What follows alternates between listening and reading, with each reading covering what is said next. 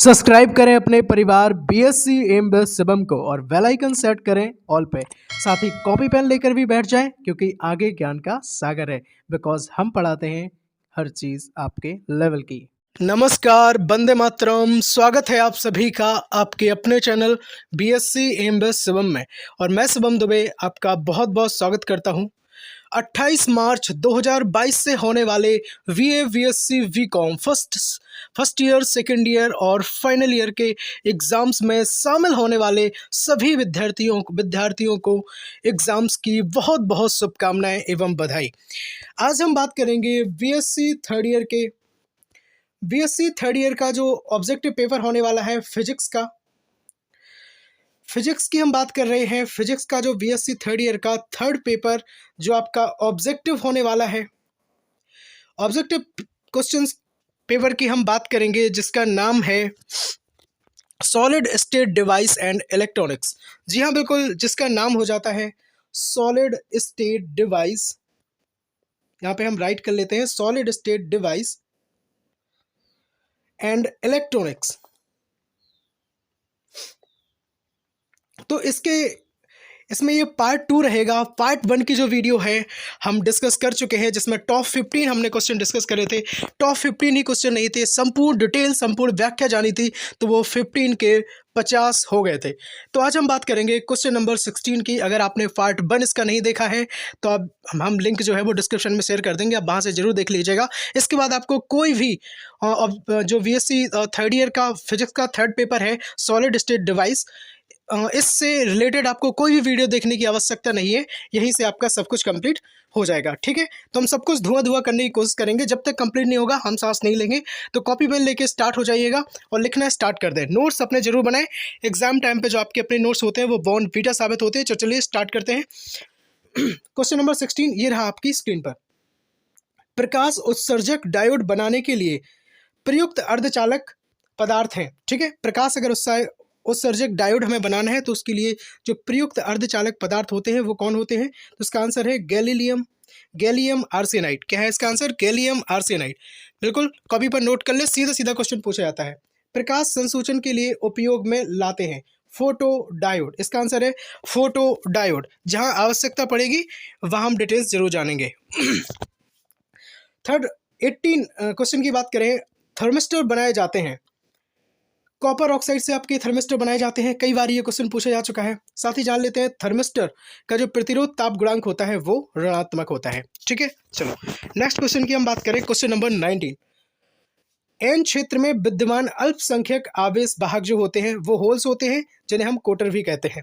हो सकता है वीडियो आपको फास्ट लगे, रोक रोक कर लिख लीजिएगा।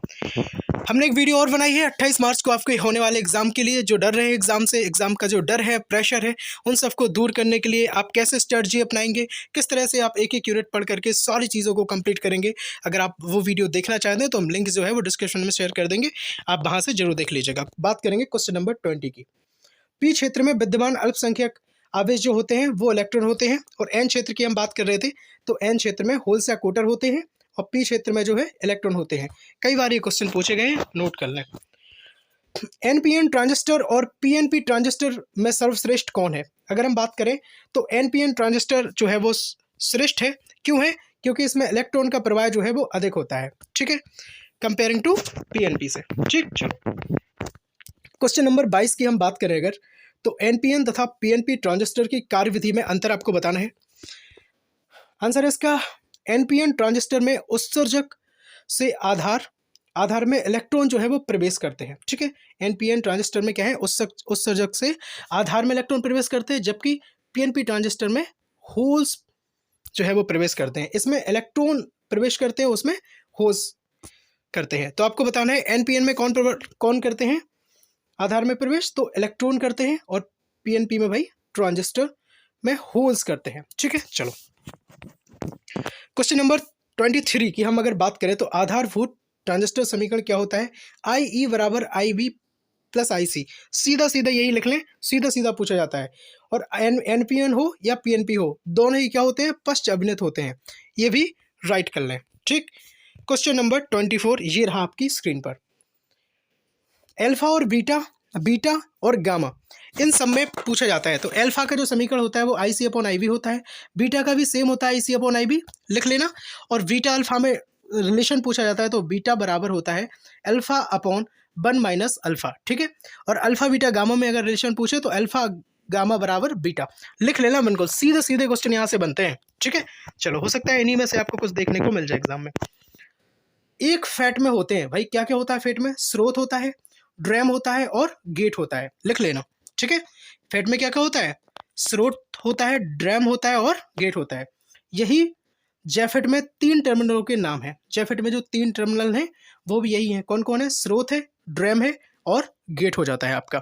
चलिए बात करेंगे एन चैनल जो होता है जैफेट में, धारा का प्रवाह जो है केवल इलेक्ट्रॉन द्वारा होता है, ठीक है। एन चैनल जैफेट में धारा का प्रवाह केवल इलेक्ट्रॉन द्वारा होता है, ठीक। चलो, जैफेट में जो गेट धारा होती है, जैफेट में अगर हम गेट धारा की बात करें तो कितनी होती है भाई? 0 होती है, ये भी लिख लेना। नेक्स्ट, जैफेट में ड्रेन धारा की बात करें तो अधिकतम होती है जब क्या हो? VGS क्या हो भाई? 0, तब ड्रेन धारा क्या होगी?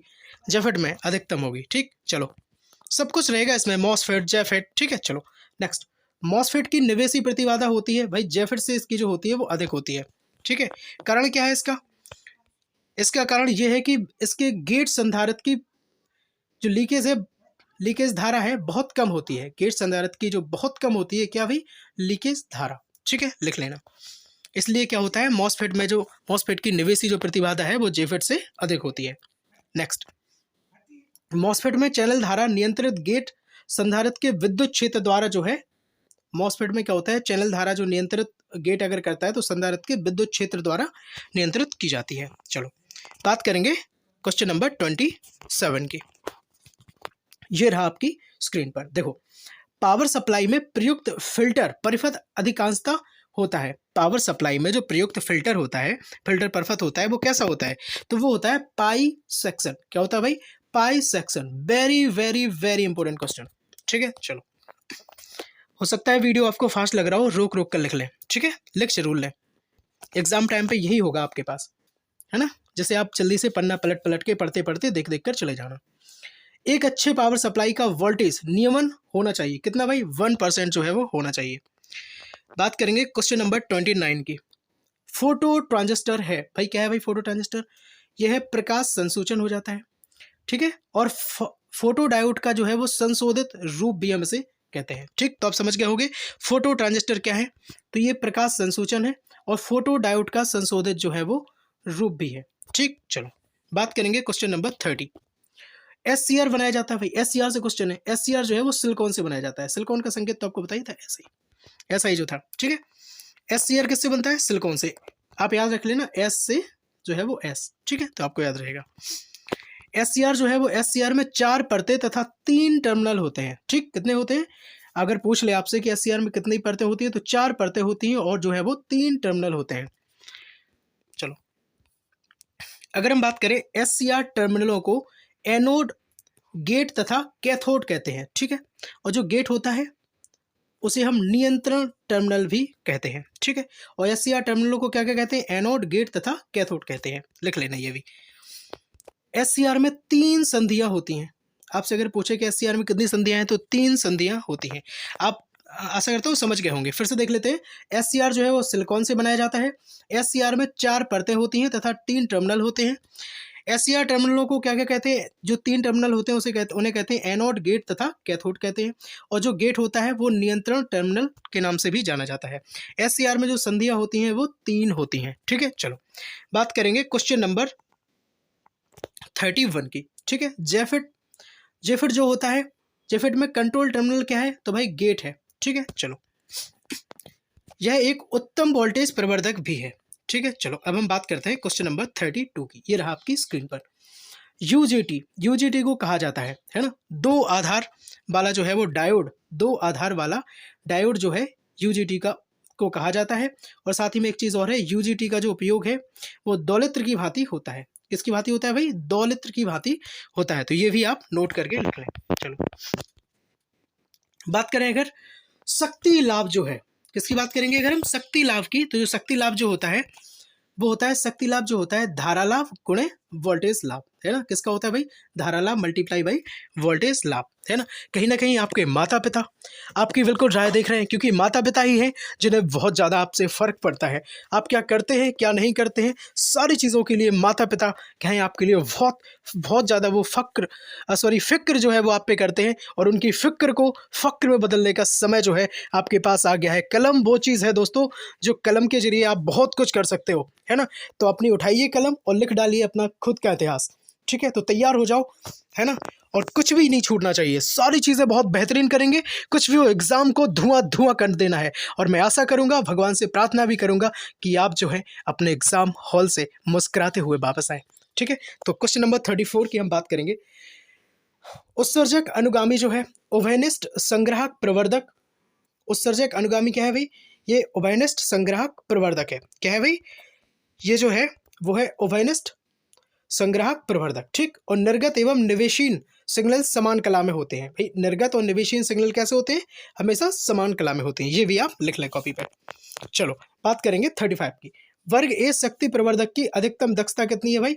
25% है। वर्ग ए शक्ति प्रवर्धक की अधिकतम दक्षता कितनी है? 25% है। टाइम कम है, इस वजह से सारे क्वेश्चन हमें इस फॉर्म में कराने पड़ रहे हैं, ठीक है। चलो इसी के साथ आपका सब कुछ हो गया है कंप्लीट। क्या हो गया भाई? संपूर्ण हमने कंप्लीट कर दिया है, उड़ा दिया है पूरा, ठीक है। और यहीं से आपके सारे क्वेश्चन बन जाएंगे। पार्ट 1 अगर आपने नहीं देखा है, हमने जो है बिल्कुल ऑब्जेक्टिव क्वेश्चंस का जो है वो बाप करके दिया था संपूर्ण डिटेल के साथ। जो पूरी यूट्यूब पर आप देख लेना, सबसे जो दमदार क्लास है वो अपनी ही होगी। और अगर आपने ये नहीं देखा है solid state device and electronics का ये पार्ट 1, तो आप ज़रूर देख लें। हम लिंक्स जो है वो डिस्क्रिप्शन में शेयर कर देंगे, ठीक है। और सब्सक्राइब कर लेना अपने चैनल को अगर आप नए हो। बीएससी एमबीए शिवम बात करता है सिर्फ आपके हित की, और ये सभी उन सभी कोचिंग संस्थानों को चैलेंज है जो शिक्षा को बेचते हैं या पेड कोर्सेज देकर पढ़ाते हैं। अपने एप्लीकेशन पर जेन्युइन जो कॉस्ट होती है वो ना ले करके कई हज़ार रुपए लेते हैं, जिससे एक आम और साधारण परिवार का जो बच्चा होता है वो कहीं ना कहीं इस कॉस्ट को नहीं उठा पाता है ना। तो सारी जो मेहनत है, कहीं ना कहीं आपके माता पिता आपकी राह देख रहे हैं, उनकी रिस्पॉन्सिबिलिटी जो है, उनकी जो फिक्र है, आप फक्र में बदलने का काम करेंगे। आपके माता पिता को जय हिंद वंदे मातरम। बहुत मेहनत करते हैं वो, ठीक है। बीएससी थर्ड ईयर का जो पेपर है मैथमेटिक्स का रंगे कुत्ता, अगर आप देखना चाहते हैं फॉर ऑल ऑर्डर्स के लिए पूरा एग्जाम्पल सहित हमने करवाया था। 10 से 15 नंबर जो है वो यहाँ से आपके पक्के हो सकते हैं। लिंक्स जो हम डिस्क्रिप्शन में है जो है शेयर, वो हम वहाँ पे लिंक कर देंगे, ठीक है। बात करेंगे अगर फिजिक्स थर्ड ईयर की, तो हमने अपेक्षता, निर्देशन, जड़त्व, फ्रेम, ये सारी चीज़ें आपको पढ़ाई है बहुत बेहतरीन तरीके से। अगर वीडियो देखना चाहते हैं तो इसकी लिंक जो है वो डिस्क्रिप्शन में शेयर कर देंगे। प्लेलिस्ट बना दी गई है, जरूर विजिट कर लें। आप हमारा परिवार हैं, बीएससी एमबीए शिवम, सब्सक्राइब जरूर कर लें, अपने दोस्तों को शेयर कर दें, क्योंकि कहीं ना कहीं कहते हैं ना कि अगर आप अच्छा करते हैं किसी के साथ तो आपके साथ भी खुद ब खुद अच्छा होता है। तो ये सही समय है, अपने दोस्तों के साथ भी अच्छा करें, उन्हें भी अगर आवश्यकता है तो उस वीडियो को जरूर शेयर करें, जिससे उनका भी भला हो सके। और कोशिश रहेगी कि आपके जितने भी पेपर्स रहेंगे उनके इम्पोर्टेंट जो क्वेश्चंस हैं वो हम आपको करा देंगे। कमेंट करके जरूर बताएं नेक्स्ट क्लास आप किसकी चाहते हैं, और बेल आइकन को जरूर प्रेस कर लें और सब्सक्राइब कर लें अपने परिवार बीएससी एमबीए शिवम को, और शेयर जरूर कर देना वीडियो को, ठीक है। स्वस्थ रहना आपका बहुत आवश्यक है। मिलते हैं इसी के साथ अगली वीडियो में, तब तक के लिए स्वस्थ रहिए, पढ़ाई में पूरी तरीक़ा से व्यस्त रहिए। जय हिंद, वंदे मातरम।